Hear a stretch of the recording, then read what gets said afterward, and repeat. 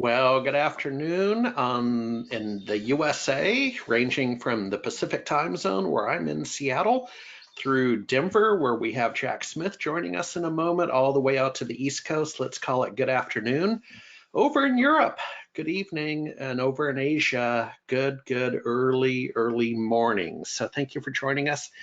This is the MSP Tech Talk Series Spring Quarter, the second lecture, academic lecture, How to Be an MSP Vertical Edition. As many of you have figured out, we're going to double click into the absolute hottest vertical in North America, if not global markets. So let's get started. We're going to be joined and shouting out to Jack Smith. Boy, try finding him on Facebook or LinkedIn. That is a classic American name. There's a lot of Jack Smiths. This is the one who's the MSP in Denver, Colorado.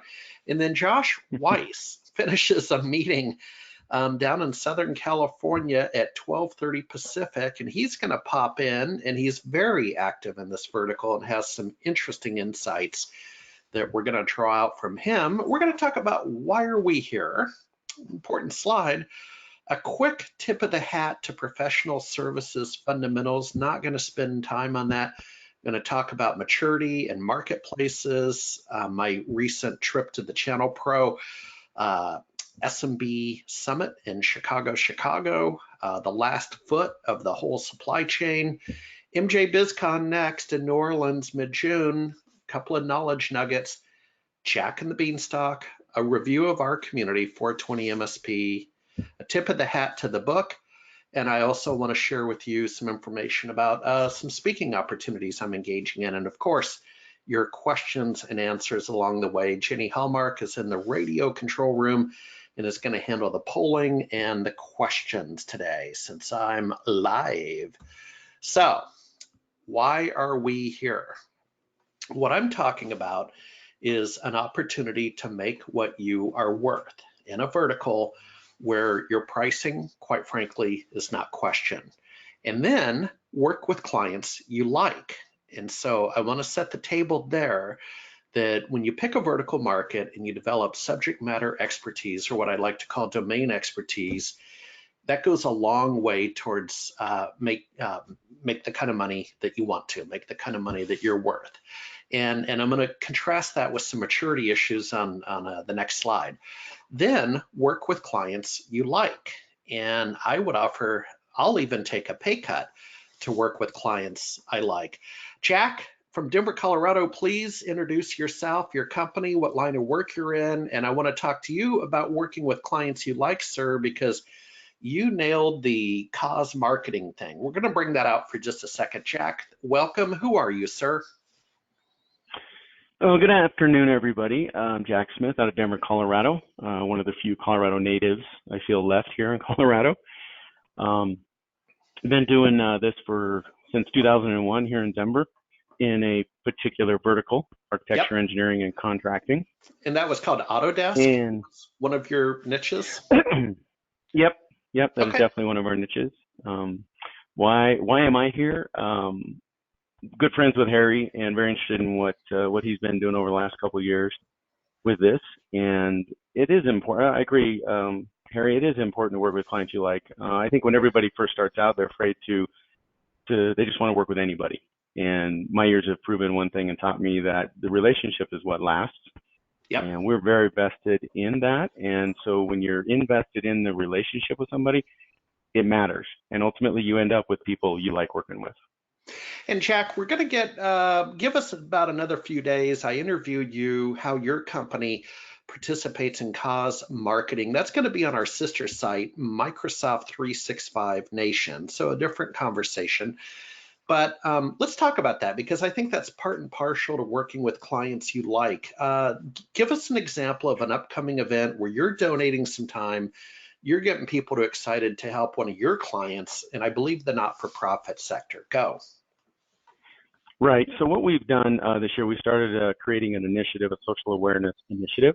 We've selected 4 typically nonprofit companies, and we are basically going to be their champion from an IT perspective, from a social media, from a social awareness perspective. One of them that we have coming up is a shelter, homeless shelter and lodging situation for transgenders, and women to get them off of the street and out of harm's way. Me and my staff will be planning, purchasing, cooking, serving, and of course eating with the residents of this village here next month. Well, and again, I think it plays into my intent with this slide. Why are we here? So yes, we want to make what we're worth. We want to work with clients we like, and that strategy is in alignment with what you do. And then also, Jack, as you know, in fact, one of the reasons I wrote the book that I have on screen, and we'll talk about at the very end, but I do feel strongly in sending the elevator back down. I personally have benefited from the Seattle Miracle over the last 30 years. This is Seattle's golden age. And I feel a sense of obligation to send the elevator back down and help out others. But let's get going. Fundamentals, professional services, find your minder grinder. So that's the outline of the book. Now, those that have tracked my work over 20 years know that a lot of my writings originate from Finder, Minder, Grinder. And Finder is get the business. Minder is manage the business, client relations, as well as your own practice. I would offer Carl Palachek does a fantastic job with this standard operating procedures writings in this area. And then you see in my coffee cup, we have Grinder at the bottom, and it has a check mark next to it. Because Jack, I've never met someone in our space that has a problem doing the work. No, that's absolutely true. Quickly, Jack, where it's hard for one person in professional services to be all three, right? And I'm thinking, my brother's a career lawyer, and they had the handsome lawyer who was the finder. Wasn't the best legal mind, didn't care. My brother was the grinder, with all due respect.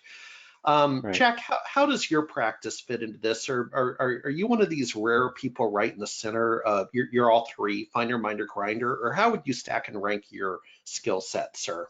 This is an MSP. Yeah, I am all three. And Okay. really what it comes down to is being able to balance each one so that each one of them is productive at the right time. There we go. Because there are times, right? There are times when you need to be one or the other versus the other. Absolutely. Myers-Briggs taught me that, man, about the different personality types. So folks, I want to set the table as to why we're going to talk about the hottest vertical in North America, soon to be global, in a minute.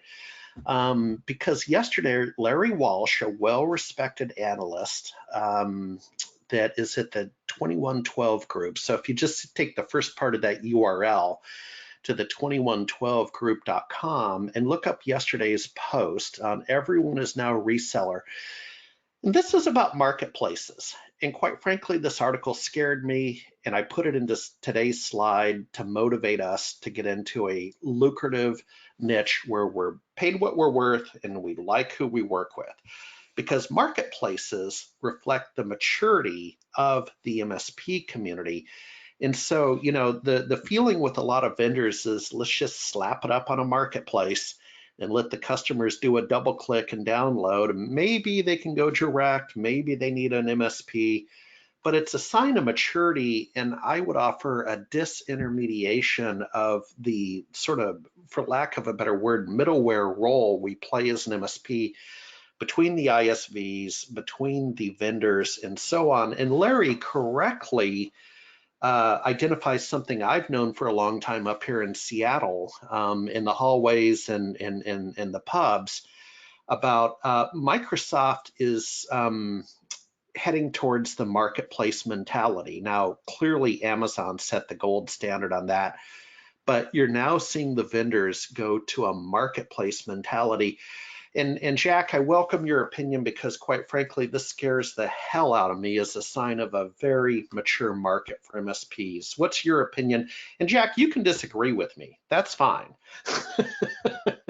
Well, no, I mean, I don't, yeah, I don't think that I should disagree with you because you're right. You know, a lot of who used to be our vendors, right? Our kind of guys behind the curtain, are now out in front of the curtain standing right next to us. And the problem is they have more capital, they have more reach, and they have more resource. So yeah. we have to not pay attention to those guys standing to your left and right is suicide. And again, a shout out to Larry Walsh, a friend of mine. He does excellent, excellent work. So let's talk Chicago, Chicago. And I have a few slides on this. So Channel Pro, and again, a shout out to Channel Pro. I'm going to get this up on screen, assuming you can see the Channel Pro magazine. I have a couple references to Channel Pro, our friends and yours. They had their summit in Chicago on May 2nd. Now, folks, get out your pad and write May 2nd. This is critical. This was our big reveal of our new community and my book. And so had a great reception, some great conversations, had one or two testy conversations I'll talk about later. But this is what it looked like. I was right next to Carl Palachuk out on the floor May 2nd. By the way, they have 2 more shows left this year, this fall, Channel Pro, SMB, their summits. Hope to see you there. Start September and I believe October.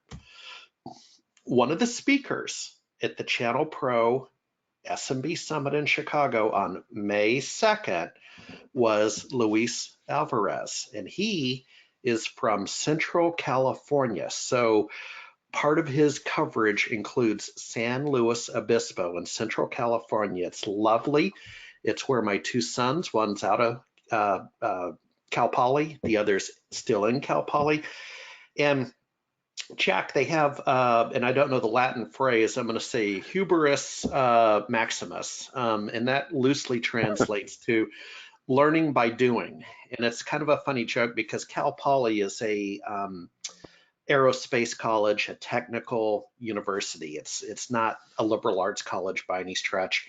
So their Latin mission statement is learning by doing. And on the one hand, that's exactly what Luis has done in Central California.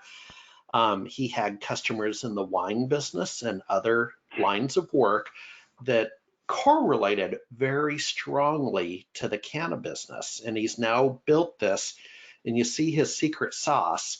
And I'm not going to show you any more of the deck. You can get the deck of this presentation from Luis. Super good guy, interviewed him. We'll have that up in just a couple of days. And you can learn more about him, but he learned by doing, right? That he had never done this before. He won a bid for a cannabis business client.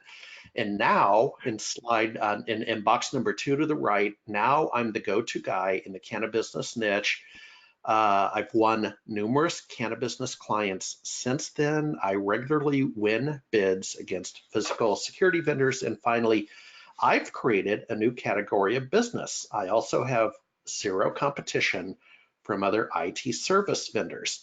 Now, there's a downside to learning by doing, and I want to get the elephant out of the room. The joke at Cal Poly in San Luis Obispo is learning by doing does not extend to the typical college lifestyle after hours of partying. So they in no way are encouraging learning by doing. It's a tired old joke out there, but Jack, you and I have talked, and in no way as we explore this legitimate, legal, serious, cash-rich, well-capitalized vertical, in no way am I encouraging anyone to partake in any activities that they're not comfortable with, nor is Luis. But I had to kind of play off his location in Central California. His play is IoT in the cannabis business, and again, sign up at channelprosmb.com. You can get the deck. Let them know Harry sent you. I want to make sure we drive traffic to them. And Jack, if it makes sense, protect their copyright. We all want to play on a level playing field. Jack, quickly, with respect to breaking into this business, I suspect you're on the same pathway, right? That you want to learn a little bit about the business. That's why you're here. That's why I'm going to see you in a couple weeks. But I suspect you're going to go through the same behaviors. That makes sense that you're going to get client number 1, and there's going to be a little bit of learning by doing. Is that fair? Oh yeah, absolutely fair. And I mean, being in Denver and in Colorado here, I mean, it only makes sense for me to look into this vertical because it's all around us. And the attitude out here in Denver is, really quite open to it. And that's exactly what I expect to do. I expect to just kind of muddle my way through that first one, learn the lingo, learn the industry, and continue to learn whole different set of people. Yeah. Hey, Jenny, before we go any further, since I kind of gave my sermon on how people should view this very serious industry and what they do on their own time is up to them, Jenny, can I have you bring up the poll question if you don't mind, because it helps me set the table. And Jenny, since I'm presenting, why don't we just leave that up for a few seconds, and then if you could tell me what the results are. But folks, while you're doing that, a couple of shows coming up. I always like to tell you that some upcoming shows, for example, Jennifer Hallmark has just gotten off the plane from pitch hitting out at Lenovo in Orlando. So Lenovo Accelerate, you're going to see some blogs on that later today. Mia Kate, an editor that has joined us, who was on the book, is still at Sage Summit, the accounting software Sage Summit in Atlanta. So she's still there till tomorrow.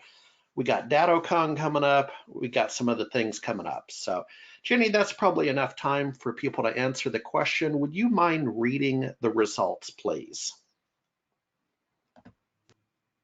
Sure. We've got 68% at recreational, 21% at medical only, and 11 opposed to legalization. Okay, thank you, Jenny. Let's move on. Now, remember when I told you to take out a pencil and write down the term May 2nd? The reason I did, and Jenny, am I back on screen? Can you see the Illinois governor, please? Yep, you're back on screen. All right.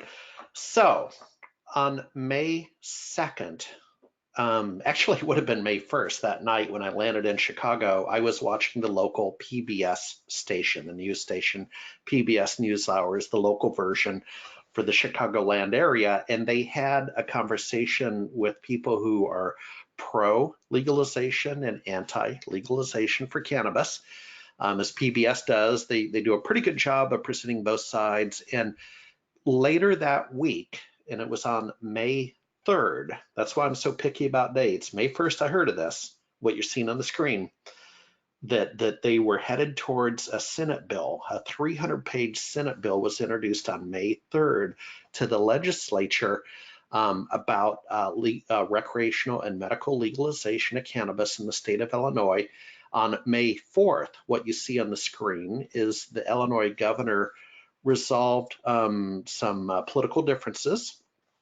And then May 5th, of course, was Cinco de Mayo. But what was interesting was that, Jack, there I was with my big reveal on May 2nd in a state that is technically not legal. And I saw two things.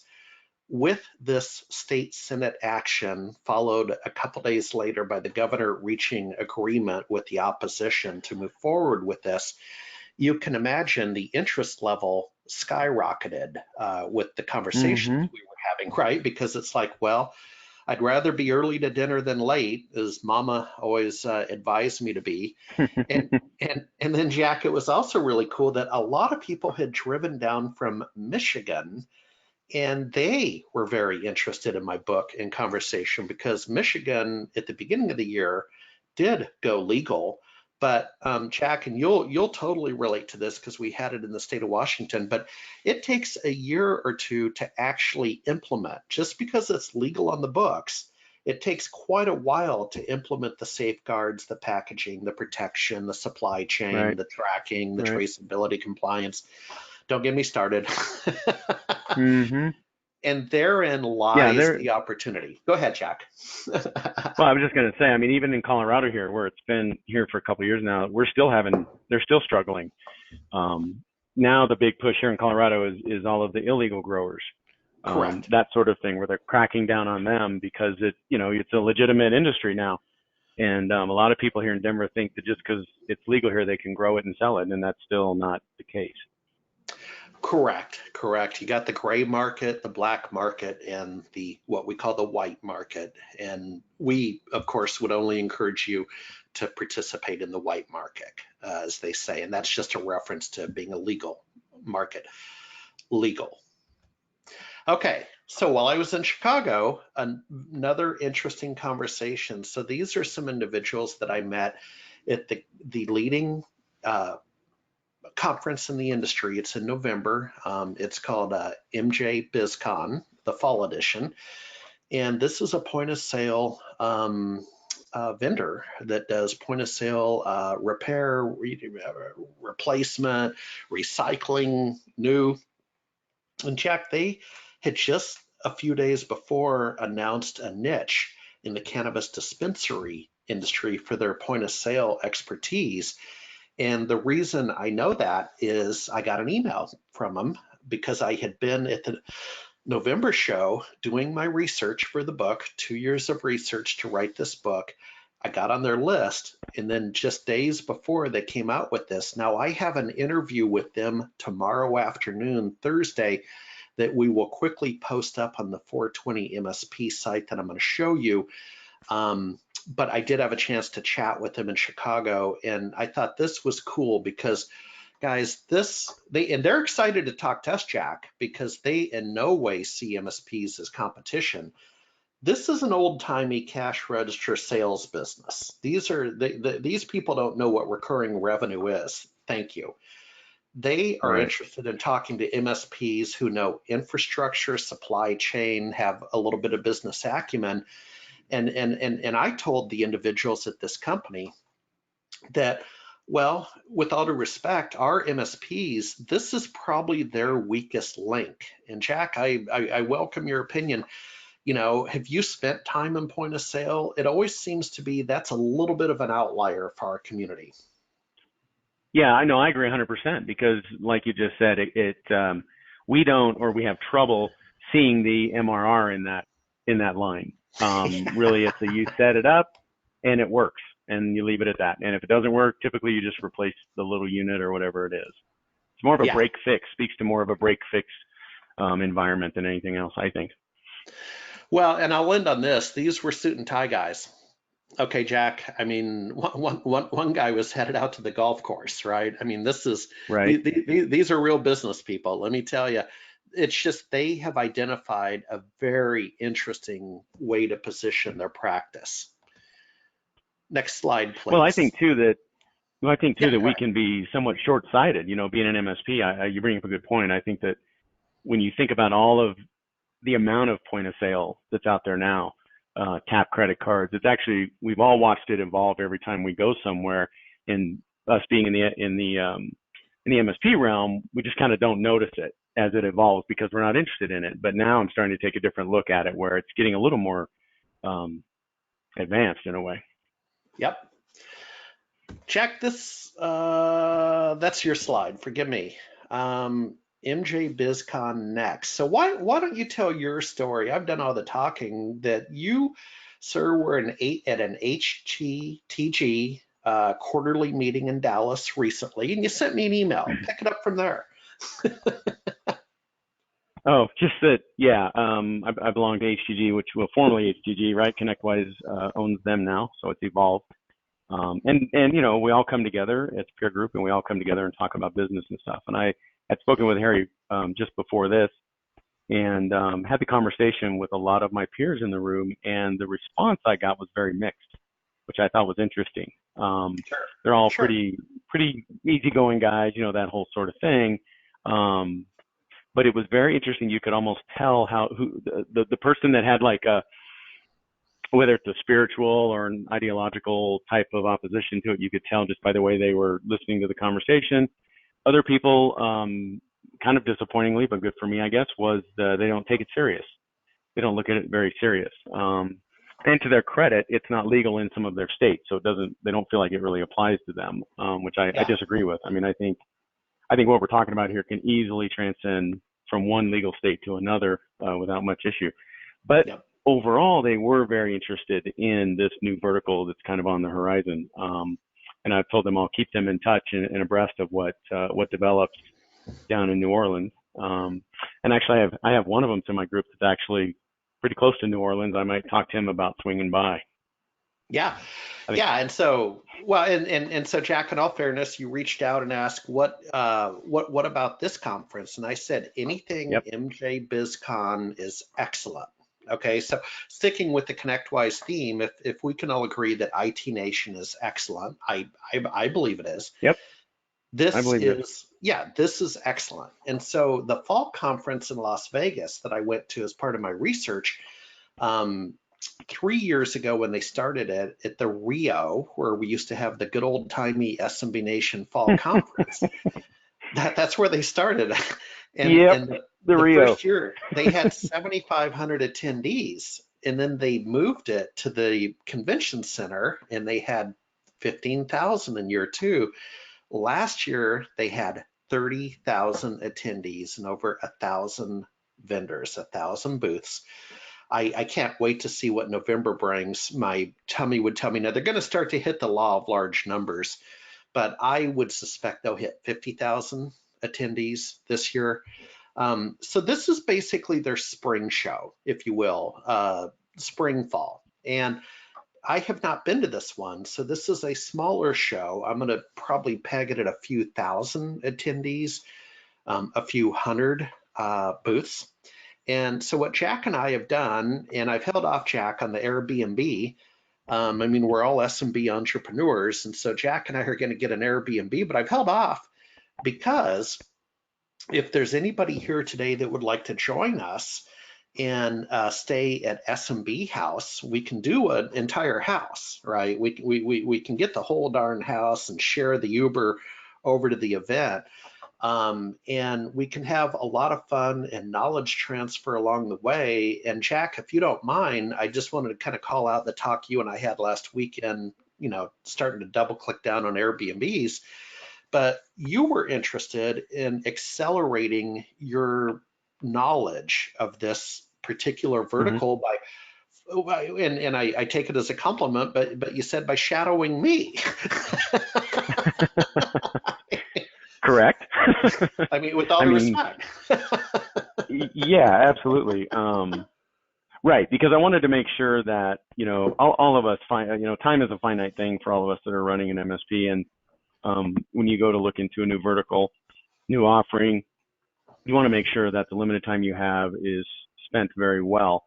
And given your past 2 years of investigation into this industry, I thought who better than to, be the fly on your shoulder, if you will. Yep. And you were gracious enough to say absolutely. So I thank you for that. And yeah, I mean, I'm excited about it. I really am. I'm excited. I found this conference just by my own. I didn't realize you had it listed in the back of the book, 'cause I hadn't gotten that far yet. But I was very interested, and it struck me the same way, Harry. It struck me as a very organized event, very, kind of have their stuff together kind of deal, and that's what attracted me to it. And so yeah, I'm absolutely excited to go learn this lingo, learn this industry, and be able to make, an educated decision as to whether this is an industry that I really want to get into. I don't At this Yeah. point, I don't see any reason why not, but you never know what you find. Yeah, and more to come on that. So folks, if you would like to do that, at the end of the slide deck, I have my personal email address, harryb@smbnation.com. Shoot me a note if you want to stay, if you want to go to the conference, that's on you. But if you want to help do some cost sharing with Animal House, I mean, SMB Nation House, let me know, because Jack, that's a double dip. I mean, we boy Oh howdy, yeah. I think fun is going to find us in New Orleans. I don't think we have to look too far for fun. Yeah, I don't know how it couldn't. All right, moving on. Some knowledge nuggets. And this is one of the reasons why I took the survey just a few slides ago, because I want to respect everybody's position on this. And I, for quite frankly, I have some experience in this vertical. And so here's where I sit today. And I'm not going to repeat the two other webinars we've already done on this topic in 2018. I'm going to show you where those are. So, help me help you, and go watch those two webinars that talked about the science and the marketing. So I want each webinar we do to be unique. And so here's my knowledge nuggets for today. Number one is palliative care. So everybody on this call, in all likelihood has a relative, a friend who has cancer. Okay, that's just kind of the world we live in. Palliative care is pain management. It can be taken one of two ways. It can be viewed as active pain management during treatment. It can be viewed as pain management in a hospice-like situation. And it doesn't just have to be cancer, but it may be people who, are done with the chemotherapy. And so that's where a doctor comes in who's a palliative care doctor, and their job is to minimize pain. And so I spoke with one recently as part of my research, Dr. Bader, and a couple of things, Jack. So first of all, he is allowed to talk about cannabis. And this is a really key point, because when my dog Astro, the mascot of SMB Nation, unfortunately we lost him last early December at the ripe age of 14 and a half years old, great dog. I was going to the dispensary to get CBD dog biscuits. And there's a whole science behind that, because he was under 40 pounds, he had to break the biscuit in half. So there's all that, right, about the drug cocktail and all that. But Jack, what was really interesting was the attending veterinarian. She told me she was not allowed to discuss that with me. Okay, that no, sir, you're on your own. I cannot talk to you about that. And there's a couple reasons. One is THC, the psychoactive component of cannabis, is toxic to dogs, right? So you can appreciate the veterinarian didn't want to go there. CBD is not toxic, and it brings joint relief, pain relief, appetite, nausea control, anxiety control. Back to Dr. Bader. So what Dr. Bader said about palliative care, Jack, and this is where, if you get into this business, I want you to lead with healthcare, right? I would highly recommend you get into the business that way instead of a variety of attack vectors. So with palliative care, number one, Dr. Bader said, is anti-anxiety, because people who have cancer build up a great deal of anxiety. So that's first and foremost the use of CBD. And it could be a hybrid. Maybe they want to have an intoxication effect. That's up to them. But the idea is that the limited research they've done in the field research they have, and I'm going to talk about research on another slide, they know that cannabis does not hurt or interact badly with other cancer drugs. Okay, so that's critical. Number two would be appetite. So we used to call it getting the munchies. And then number three would be anti-nausea. And Jack, what I found with some of those polling numbers we saw in conversations you've had and I've had, pretty much everybody can get behind medicinal use. Okay, that's a fairly low bar to cross.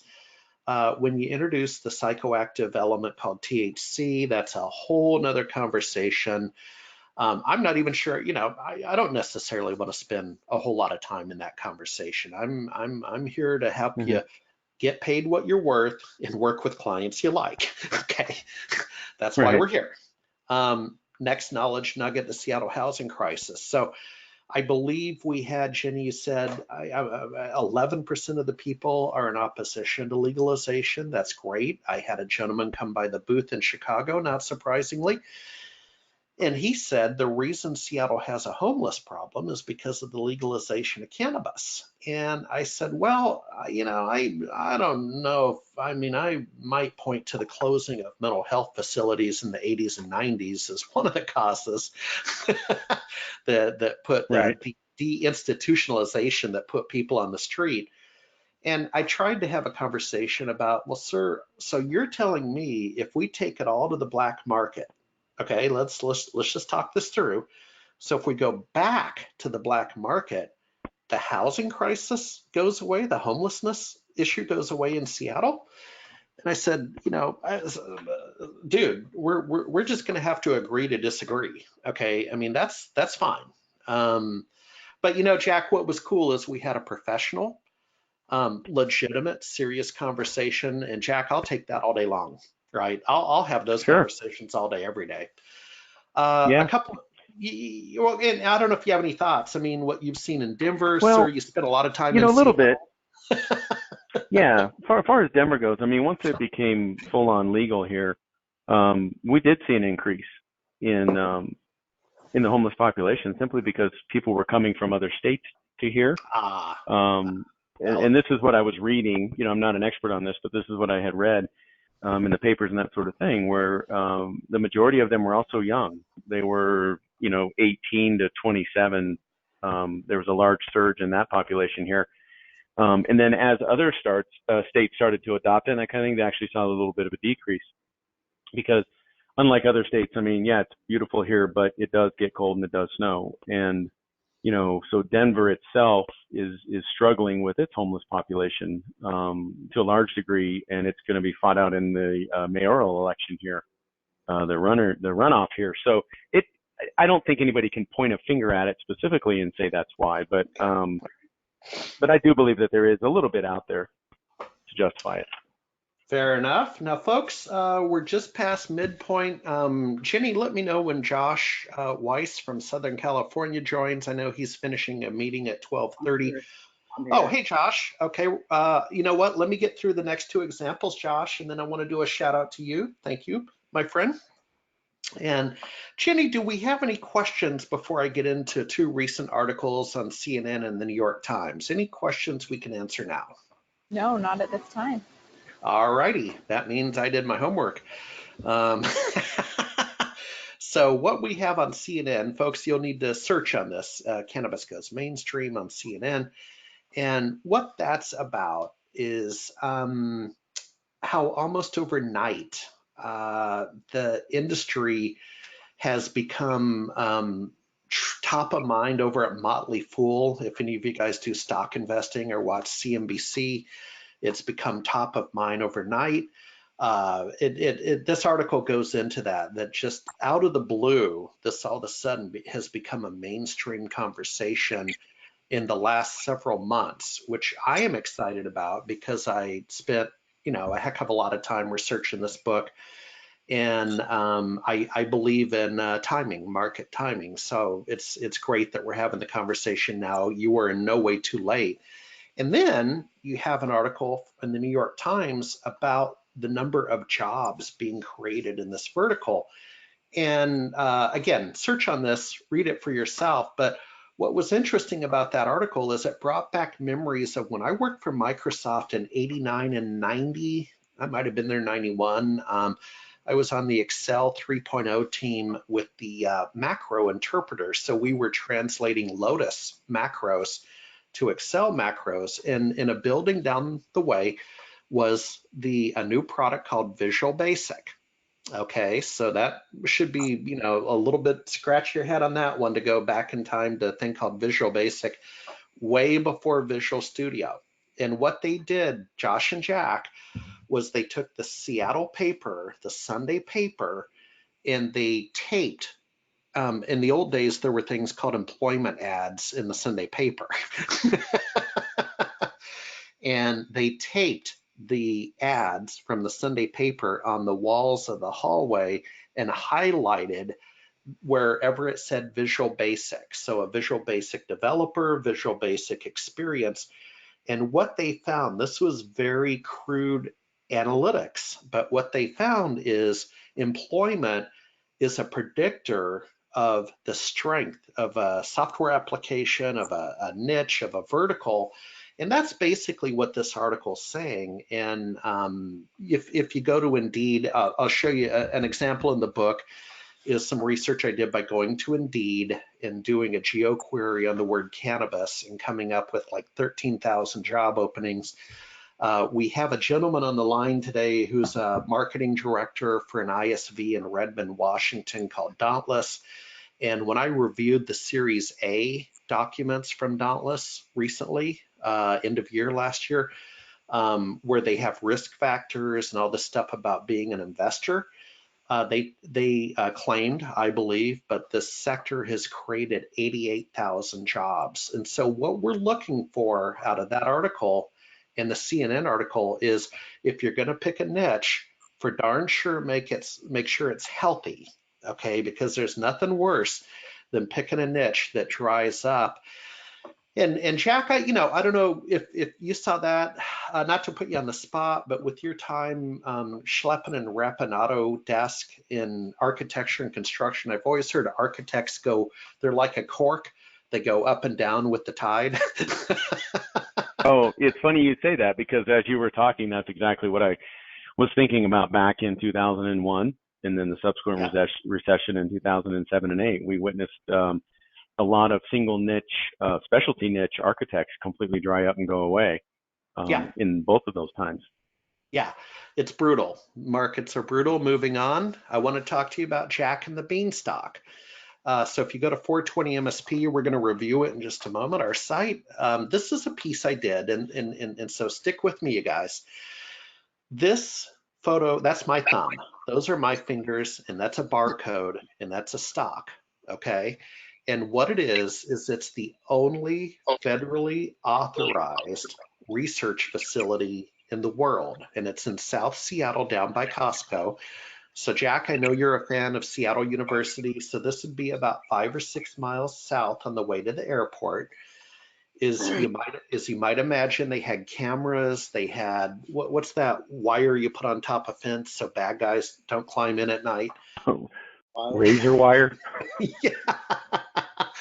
I mean, Jack, it was the real deal. Hey, speaking of Jack and the Beanstalk, Jack Smith, there we go. Um, and so, folks, this is where we want to get our geek on. This is why you want to be excited about this industry from an MSP point of view, as well as just your own reckoning with the industry. So let's start with the MSP point of view. That barcode that I'm holding in that photo, Jack, that translates, and I don't know how well this is going to show up. I can't see myself, but this is a retail edible package called bonbons. Okay, chocolate little bonbons, indica, typically used for sleep aid. And what you have here, to the extent I can get it to the camera, you have a pretty sophisticated barcode. And what that means is there's actually three of them, one, two, three. And it's called seed to sale traceability and compliance. And so that barcode of my thumb would effectively appear right here on the right. And then you go to the processor, and then you go to the retailer. And what that does from a geek point of view is this creates an incredible technology opportunity to track that at every single stage with an Mm-hmm. ERP type system, a supply chain management program. And Jack and Josh, as you well know, this doesn't happen on its own. In the audience we're dealing with, the people that run the dispensaries, even the processors and the producers, so growers, manufacturers, and retailers, they're not necessarily the best business people. And Josh, since you're in the segment, I'm going to bring that out from you in just a sec. Let me finish my example. Um, I announced my book at South by Southwest in Austin, Texas in mid-April, mid-March. 300,000 people, can't be wrong. And I had a conversation with Jack, what you alluded to, and our polling data shows that 11% of people who are ideologically opposed to the legalization of cannabis. And in this case, it was a mom. And I get that, and totally has kids. We had a good conversation. And I said, here's the deal, is that these barcodes give us the ability to recall. They give us, in case of molds, mildew, pesticides, like the Roundup settlement that's going on right now, the multi-billion-dollar Roundup settlement. How about romaine lettuce? The recall on romaine lettuce is another example. But not only can we do a recall and we can trace it, we can also tax it. And just to rewind a couple slides, the reason this is passing by the governor of Illinois is they are viewing right here, right now, the legalization of cannabis is strictly a revenue play. They have a huge budget shortfall.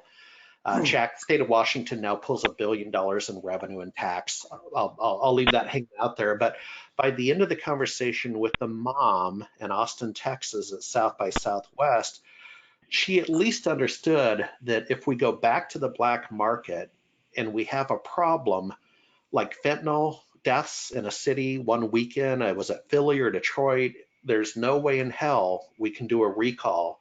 There's no way in hell we can Right. track it. And all we can deal with is the emergency room at that point. And then finally, on that whole topic was packaging and child-proof packaging and safety issues. So when we put it in the right context, I don't know if I convinced her, but we sure had an adult conversation. Josh, I want to bring you in. This is as good a time as any. You, sir, were one of the early, you and Jack bought my book early. Thank you. You came back at me. You came back at me with a couple questions. Thank you. But you were actually already doing a couple of the key things I recommend in the book, and that was go to meetups. So let's talk about that. Then I want to talk about what else you're doing. Yeah. I mean, as far as the meetups, actually, the next one is tonight for anybody in LA. For about 6 or 7 months now, either me or my business development guy have been going to a group called the Southern California Cannabis Business Investment Group, SCCBIG. They actually do most of their promotion on Meetup. They're pretty good for the central Los Angeles. My company is just outside of downtown LA. I know there's some groups in Orange County. There's groups in the Valley. I think there's probably like 4 or 5 groups like this one, but this one's been around for 5 or 6 years. So they go way back in terms of It's quite a large membership, up in the thousands, as I saw. They have a huge membership, and their events are bringing in maybe 150 people. They're very engaged people, very curious people. I do a lot of business networking, and most of it feels kind of boring and forced. This group, everyone you meet is like very, very interested. They all stop. This is our first month in 6 months. We don't have a table. But when we have our table, people stop by, people ask questions. 2 months ago, I gave a maybe 15-minute presentation with a colleague of mine from the Bay, who I also introduced to you. So basically, between him and me, we're really trying to build up the practice. But we gave a 15-minute talk mostly about cybersecurity in the cannabis industry. Yeah. A little bit on tech infrastructure. Usually when I meet people at these events, if I say we do IT, they don't even know what that is.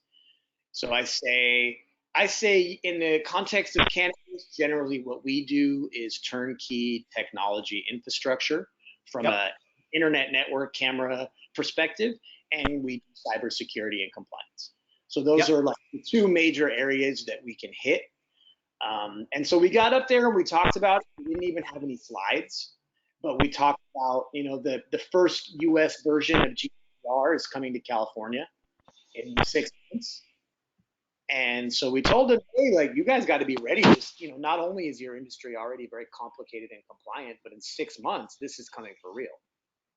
Yes. I spoke to the guy that organizes the meetup, and he said, I bet you 95% of this room has never even conceptualized what you're saying, isn't even aware that it's a thing. We met someone who runs a group of about 10 project managers who are helping people get licensed and compliant.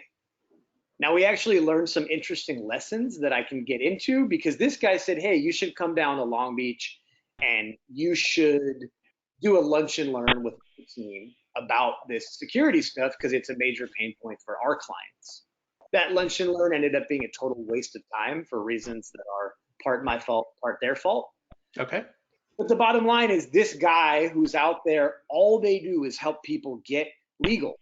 He said, we don't know what the hell this is about. My project managers don't know what this is about, and I know this is a problem for our clients. Now, if he was actually a professional organization, I think it would have been a great lunch and learn. But that said, what I'm seeing in LA, anyway, LA is one of the first ones. I know that you work, more with Colorado and Washington, Harry, but LA has been on this journey for a long time too. And, as someone who's been, going into these dispensaries for 6 or 7 years, like, they started out like just some weird, dirty rooms. Yeah. Like the people I would have bought weed from in high school. And now they're turning into these professional operations. But it's been really interesting to watch developed for so long and watch it professionalize over time. And to realize that at one of the most professional meetups in LA in terms of these investments, that no one was thinking about cybersecurity. So I think one of the lessons I learned is I'm not trying to go after the small dispensary owners because they're not even going to have the money to invest in cybersecurity. But Yeah. There's a lot of sort of defining the niche in terms of who can actually afford these services, and then just writing up some really good materials to just educate the people that can't afford it. But Yeah. It's booming, and obviously, we've done some work helping my Bay Area colleague build manufacturing facilities in LA for oil, right? And those guys have the money. They got multi-sites across the country, across the West Coast, building facilities to manage extraction. Yeah. Okay. So that's what we call it, the processor level. Yep. And that's more what I'm interested in, is like chains of dispensaries and processors. Yeah, I agree. And I have a lot of friends that are farming up in Northern California, and those guys can't afford it either. But it's just, I know a lot of people in various places in the industry, and I think as I build out these services for my MSP, right now we're really in the networking phase. And Sure. we've gone into dark web scans for people, and everyone's personal address is showing up on the dark web. And so it's like the people are interested, the people are uneducated, and our goal right now is just to become the people in the LA community that are talking about this. Yep. And Josh, I didn't do a very good job. Quickly introduce yourself properly, the name of your MSP, and then I have one more question for you. Yeah, so my MSP is called LA Creative Technologies. We've been in business for about 10 years. We've been a pure play MSP for about 5 years. We work with architects, nonprofits, and people in a sort of widely defined creative scope. I'm a DJ. My network in LA is very full of creatives and cannabis people. And my last question's a friendly, because remember, you pulled me up on stage at the Continuum conference in Las Vegas. But for the life of me, I can't. What was your speech at Continuum that fall, about 20 months ago? That fall was about, usually I can't even remember the topic, but usually what I speak about is scalability as an MSP. I think it was. Yeah. Oh, you know what I was talking about? And when I pulled you up, I was talking about in that talk how to speak to your clients like a business advisor. That's right. So I pulled you up to ask you some on the fly business, sort of business questions. Yeah, you did. And just to let the folks here know, one of the things that I do now is I have a coaching course about how to use Continuum's help desk, because Continuum isn't great at teaching. So everything I do is about outsourcing, partnerships, scalability, and then, how to be a sort of creative, kind of out of the box MSP. Well, and I'll move on now, but you hit on a couple of points. One is scalability. So folks, given the chance to get a redo, right? We had small business server, which is my bias. And what I'm here today to say is we have a 10-year run ahead of us. This is a redo. And there's a couple things you might want to think about. One would be scalability that I certainly learned later in the MSP maturity model. And that's why you're seeing so much consolidation right now in the traditional MSP community, are scalability issues. The one-man band just can't make it with the new cloud margins. So we got scalability. And then Jack, a conversation you and I were having this last weekend had to do with, and Josh is tapping on it, is being a trusted business advisor to these people who were formerly in the black market. They're not organized. They're naturally paranoid and suspicious. And once you walk the walk and talk the talk, Jack, there's actually a chance to almost be a management consultant to these guys. Mm-hmm. Yeah, I can see that. A large piece of our business is exactly that. We're constantly having those business level conversations. I teach my techs to do it. I teach all of my staff to do that. So I can absolutely see the need for that. And Josh, go ahead and pitch in on that topic. Yeah, I mean, God, what was I about to say? I had something I wanted to say, and then I forgot. Well, but you're already business coaching. I mean, you're going to these meetups, you're kissing babies and shaking hands, you're talking, you're already doing it. You're already doing it. Yeah, it's great. We're doing that stuff in both in the cannabis space and the architecture space. We're getting to it in the nonprofit space. I sat with a nonprofit prospect last week. They've been around for 6 years. They're one of the most visible organizations in Los Angeles. I sat with 5 members of their executive team. They had never once thought about security. They've never had IT. They're in a co-working space, so their network is managed, and that's it. They had no onboarding process, no offboarding process, and it was really great to talk to them that, okay, your goals are get more participants in what you're doing and raise more money to fund what you're doing. And all this stuff that we're talking about here, you need a new website, you need a new CRM. You've never thought about security. So let's prioritize these things, the roadmap, and then you go ask your funders for the money to pull this stuff off. Right. Yep. So yes, we're doing it all the time. And in cannabis specifically, even at that lunch and learn that was certainly not productive of my own time, those 10 project managers had never thought about security before. The company itself had no two-factor authentication. They were blown away at the concept of how much information they were managing, and they had zero concept of security. And right. It's really amazing what you can pull out with a conversation in an hour or two from people that they're just not thinking about at all.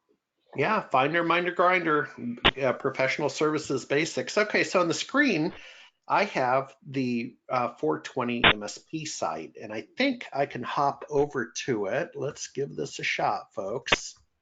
Yep, I think I can do this. And I want you on your other screen, you have my permission to go to 420msp.com, and a couple of things stand out for our purposes today. Hopefully the site's laid out. This is where we update the book. Because we're in a dynamic business, everything happens at the vault. And I want to point out 2 things in the vault. We call it the good stuff. The webinars. Early on in this presentation, I talked to you about catching up, because what I'm not going to do is I'm not going to have a conversation twice with you about something I've already presented. So you need to invest in yourself, and again, help me help you. But in particular, I want you to look at these 2 webinars right here. So Cannabis Industry Opportunities for MSPs, summer of 2018. The gentleman in the middle is Mr. Bouchard from Kirkland, Washington, who had a booth at a show in Seattle and is in this segment. And then we had a fall webinar that was sort of the double click down into the nature of the industry. We made some distinctions at the science level between industrial hemp, CBD, THC, stuff you just kind of need to know. Here's a slide on the history of cannabis. Both of these are 90 minutes. This had to do with marketing approaches, including the meetups and so on. So I want you to start with those 2 webinars. Then you can compound it with a conversation I had with a Portland, Oregon network about the book itself. And then finally, Carl Palachek, my friend and yours, he brought out some interesting conversations about this whole motion at this podcast. That, my friends, are the webinars. Now let me show you the videos. We're going back to the vault. And you can do this on your own, but I just want to highlight a couple of things. So this is one I want to highlight. We have a couple more we're posting up. Josh, I'll be interviewing you in the near future, so we'll be getting you up here as well. But this is a very interesting one of a CPA out of Bend, Oregon, who happened to pick up a couple of clients in the legal cannabis industry. And he has a very interesting perspective on taxation, compliance, regulation. For example, he makes a couple of radical comments because he's now been in the space for a while, has a lot of experience. And he said, you know, you can be in the black market. I don't want to talk to you. You can be in the white market, the legal market. I do want to talk to you. But he said, whatever you do not want to be in the gray market. And the gray market is between the two. And we just saw a manufacturer or processor busted in Southwest Washington who made edibles. They were peanut butter cups. And they were doing great in the legal market and had a stellar reputation. They're called Hanu, and that's turtle in Hawaiian. And they, Josh, they followed the shiny lure and they started selling into the gray market. And what do you think happened with the compliance and traceability tools we have today on inventory? One guess, what happened? They didn't get installed properly. They didn't get used properly. They got shut down. You will get busted in this industry if you misbehave. And folks, that to me is why we're here, right? As MSPs, we are here to help with supply chain compliance, traceability, regulation, taxation, and so on. At the end of the day, that's the business purpose. So I encourage you to look at that video. We have some silly videos from South by Southwest where I double click down into the book. Several more videos to come. Let's go back to the presentation. Harry, be silly, really? Yeah, I had a little fun. By the way, if any of you guys want to do Animal House, SMB Nation House next year at South by Southwest in Austin, let me know. I'd love to have you. So, folks, a pitch on the book. A little humor. Josh, to your point about being silly, the book is free. Okay, this is the book. The book is free. You just have to pay for the pages. Okay, and I always like to overprint the cover because it makes a great handout. But more importantly, it overcomes an objection to reading. And I saw this in the small business server era. So you can see my brag bookcase right to the my left of the book is one of the best ones I ever did was Small Business Server 4.5 in 21 days. To the right are the best practices. And people would come up and go, oh, I know all this, or I could do this. And I'm like, absolutely. In fact, here's the cover. Go ahead, start typing, right? No problem, start typing. Or you can pay me a modest sum of money and you get this. Okay, so you get the pages. And what I would like to offer is that this is 2+ years of research.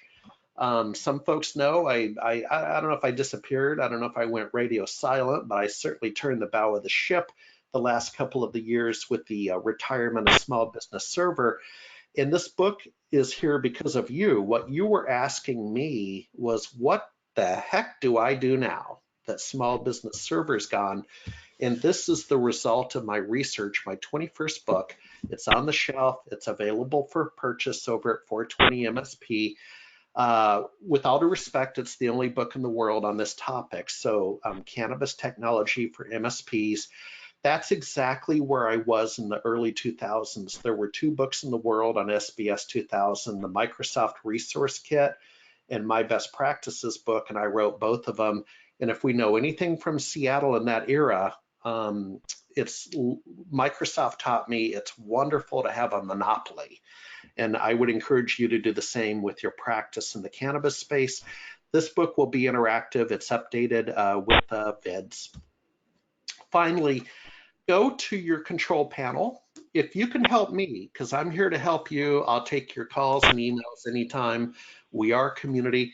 You can help me. If you don't mind going to your control panel, and the panelists can do this as well, go to handouts on your control panel for GoToWebinar. And if you would download my speaker baseball card. So what I did after finishing the book is I designed 2 speeches that are intended to be a keynote speech. They can certainly be a breakout session, and I can also put together custom content for other speeches. So even if you are not interested in my book, but you would like to continue to support the community, help me keep the doors open so I can help you, if you could be so kind as to download my baseball card. As you go to conferences and you talk to ISVs and other players in the industry, I would appreciate your referral for a speaking engagement on the cannabis technology matter. And that takes us to the questions. This is the time to ask your questions. We have given it our best here today. Obviously, thank you for attending. Visit the site, register at the site. Even if the book doesn't make sense for you today to buy, you will see $50 coupon codes once you sign up as a community member. Email me, harryb@smbnation.com. In particular, email me if you are interested in going to the MJ BizCon Next conference in mid-June with Jack Smith and I will get a larger Airbnb, so we all have our privacy, but we have just a little bit of Animal House fun in New Orleans for a couple of days. Josh, what was that? The date on that? MJ BizCon? Yeah. So Josh, I know you were on a call. Let me just revisit that. That's actually, that's a question that I'm going to answer. So Josh, MJ BizCon is the category killer leading conference in our industry. It's serious. In November, where I will expect to see you and your partner, because it's a short drive, is in Las Vegas, the third week in Las Vegas. 30,000 attendees, 1,000 booths. This is the spring show, and this is the spring show in New Orleans, mid-June. Jack is already joining me. We have Josh, if your schedule allows. I wish I didn't have 2 events already. I wish I didn't have 2 events already that week, but I'll definitely see you in that. So folks, that's almost all I got. Jenny, I'm going to turn it back to you. Maybe we prepared so well.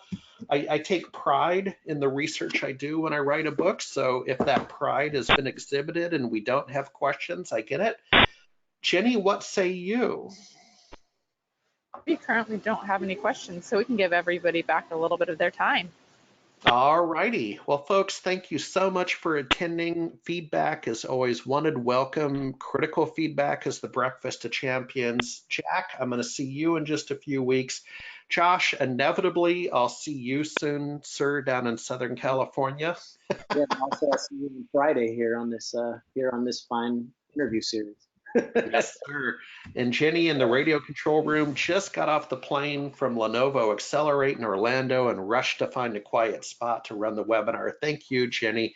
Folks, have a great day.